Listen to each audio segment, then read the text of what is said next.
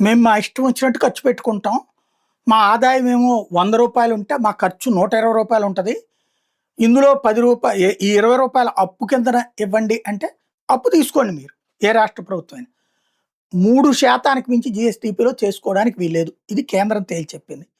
అదే సందర్భంలో మేము ఇలా అప్పేమో రూ. 100 అయితే మా ఖర్చు రూ. 120 అవుతుంది కాబట్టి ఆ రూ. 20 రెవెన్యూ గ్రాంట్‌గా ఇవ్వండంటే ఇవ్వబోము అని తేల్చి చెప్పింది. మీరు ఎంతైతే అంతే లెక్క తీసుకోండి అని చెప్పింది. తద్వారా అడ్డదిడ్డమైనటువంటి కార్యక్రమాలు ఆగిపోతాయి. రెవెన్యూ లోటు గ్రాంట్లు ప్రత్యేక గ్రాంట్లు అవసరం లేదన్నటువంటి ఆర్థిక సంఘ నివేదికని ప్రభుత్వం ఆమోదించింది. ఖర్చులకు తగ్గట్టు సంపాదించుకునే శక్తి రాష్ట్రాలకు ఉంది అని తేల్చి చెప్పింది. అట్లాగే ద్రవ్య లోటు కూడా జీఎస్‌డీపీలో 3% దాటొద్దంది. కేంద్ర పన్నుల్లో మాత్రం రాష్ట్రాలకి 41% వాటా కొనసాగిస్తామని చెప్పింది.